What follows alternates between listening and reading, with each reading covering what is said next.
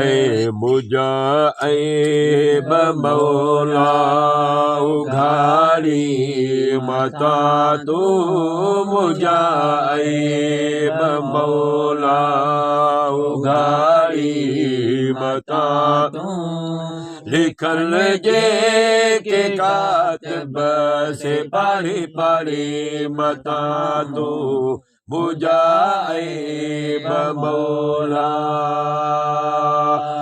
उघाड़ी मता तू मुजाइब मौला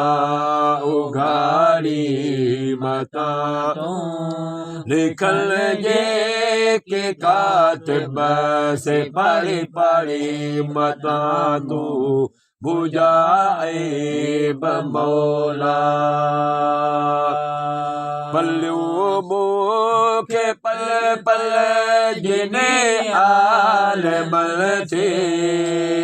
कयब दो दादा जुल्म ज़ालिमल थे पल्लू मुखे पल पल जिने आलमल थे कयब दो दादा जुल्म ज़ालिमल थे हो कबर पई पुकारे कबर पई पुकारे पीड़ाई मता मो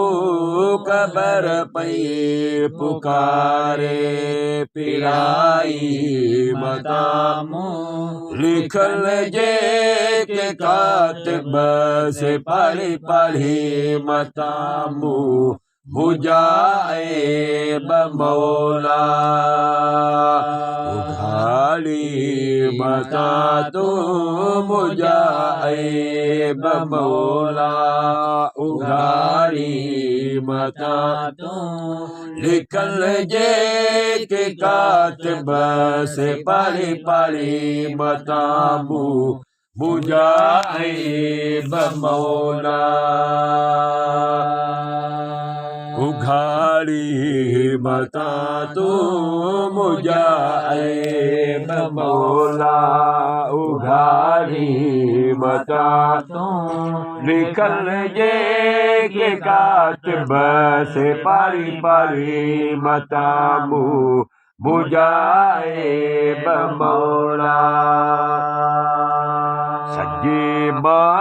सुतस थे कुतल जाती सोड़ो कुरान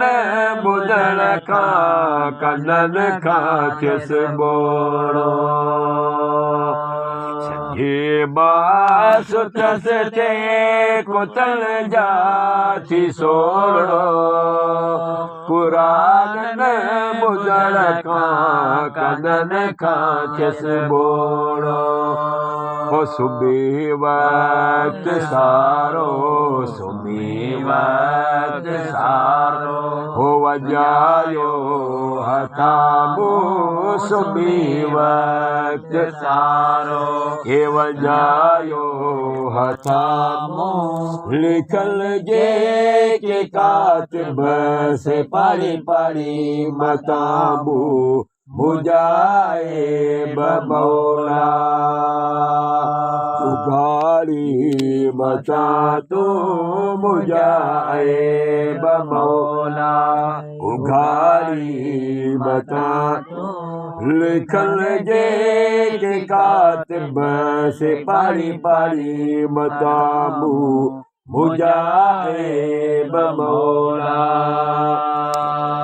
आया खाक खादम वतन मुई जोआरी अजा सुजे पई कबर आधारी आया खाक खादम वतन मुई जोआरी अजा सुजे पई कबर आधारी